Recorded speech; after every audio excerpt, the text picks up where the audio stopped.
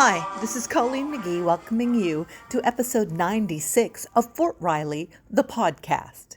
For this episode, we had the opportunity to sit down with Major General Omar Jones, the Deputy Commanding General for Installation Management Command. Major General Jones came to Fort Riley as his first official visit to an installation in his new role as the Deputy IMCOM Commanding General.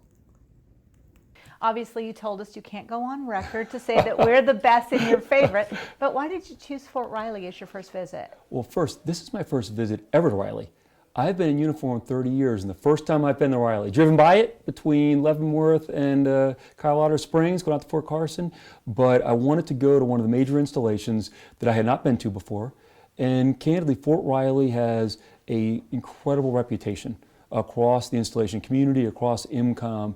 So as COVID restrictions have lessened and we've started to travel a little bit more, General Gabrams, Sergeant Major Ulof, and myself, I knew I wanted to come here and spend time with the team. Garrisons are the most important part of the installation enterprise. Everything we do has got to be how we help the garrisons be successful. And so I wanted to figure out here, wanted to thank people, wanted to recognize some folks, but also wanted to figure out how can we help the team here at Riley, how can we help the other garrison teams out there across the Army. And I have gotten a lot of great things we can take back to IMCOM, both share great practices that Team Riley is doing, we can share across the Army, but also things that we can do in the headquarters to help. So it's been a wonderful day. So the role of IMCOM as the Army's home in achieving Army quality of life initiatives, particularly housing, child care, spouse employment, PCS moves. You got an earful today. I did. Okay, so talk to me about some of those things that you've heard. Well, I will tell you, everybody was wonderful. And I mean that sincerely in terms of they were open. They shared some great ideas, things that are happening really across the installation with the team here, where they are being creative to really take care of people, where they are being inventive in terms of providing solutions for better training to build readiness for all the mission partners.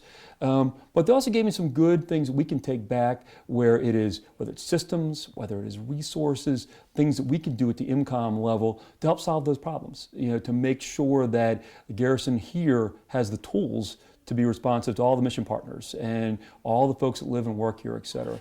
And you talked about our motto, we are the Army's home. And when you think about that, it could be a bumper sticker. It could be, just a catchphrase. But when you really think about what a home is, where people live, where their communities are, where their kids go to school, where they go from to go to work, to deploy, whatever that happens to be, where they feel most protected. We are the Army's home.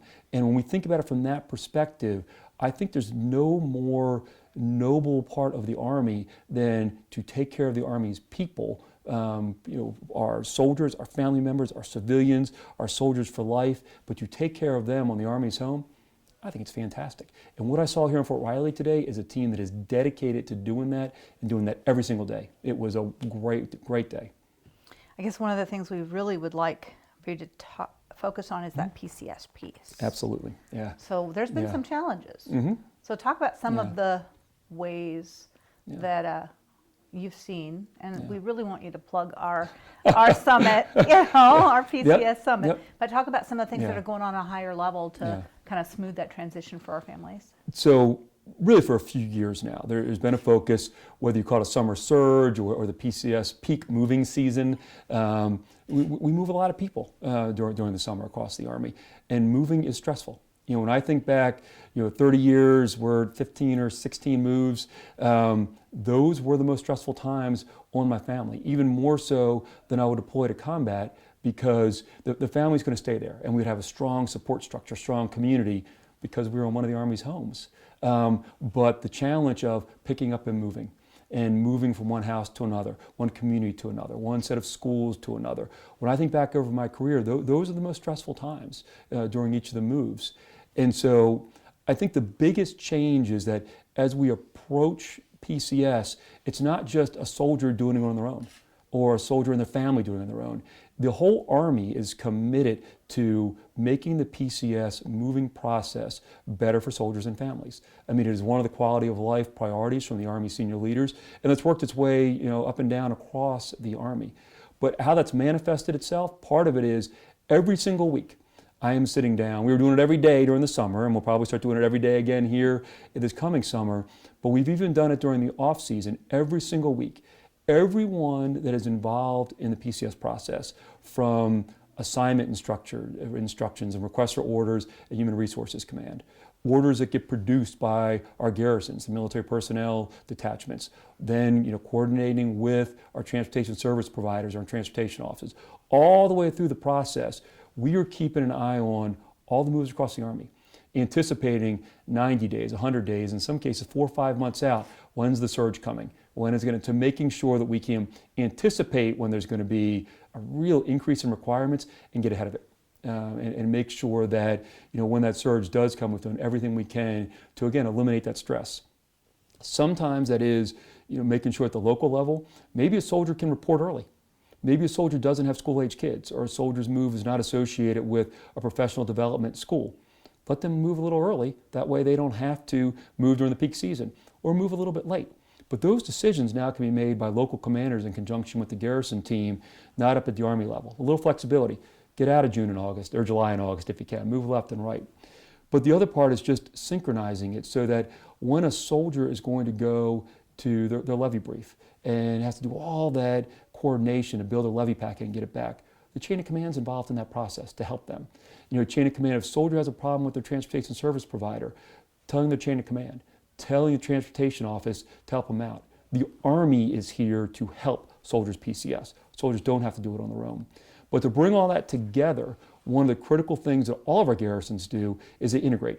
All those folks I just talked about, the people that bring it together, it's the garrison team. They integrate all of those garrison services to make the experience better for our people. To do that right, you have to rehearse it. You have to practice it, and that's what you all are doing here at Riley coming up. And General Gabriel has encouraged everyone, every installation in the Army, to do some kind of rehearsal, some kind of workshop to make sure that we're ready for the peak moving season. And it's exactly what you were doing here. So I encourage everybody that's involved in the PCS moving process, everyone that is going to PCS this summer, to go there, get the information, talk to the experts, and set conditions to be ready for the summer. And we're going to be having that summit on the 31st of March. Okay, coming up in a week. Yes. So coming up soon. So out of all of the things that you saw today, Yeah. what really struck your heart? What got you today that you're going to take away and always remember? CDC.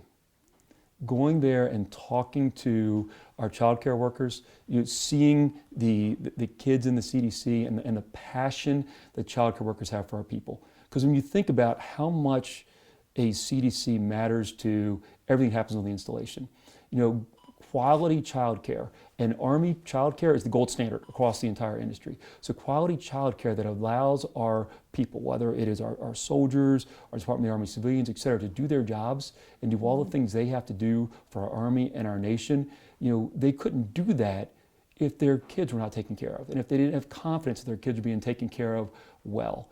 And when you see what our child care workers did through the pandemic to continue that mission, to continue to take care of our people and to take care of themselves and to keep doing taking care of our children, it's amazing. So to go over there today and see the innovation that folks are doing here at Fort Riley to take care of kids and the pride in their voices about the mission they have, that was it was inspiring. I thoroughly enjoyed it, and I was glad to get over there and just thank them. I mean, they are raising our kids so that we can defend our nation. That's pretty amazing. I've got one last question. Sure. Yeah. You are taking away a whole lot of stuff, a lot of information, a lot of feedback. Mm-hmm. What do you hope that the people you interacted with today are going to take out of your visit here? Appreciation. Sincere, from the heart appreciation, both me as a soldier, me as a family member, the father of 2 soldiers, but also from the leadership of the installation enterprise.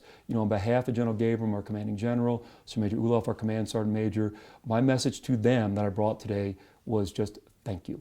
You make a difference, and what you do each and every day is deeply, deeply appreciated. Thank you for listening to another episode of Fort Riley, the podcast.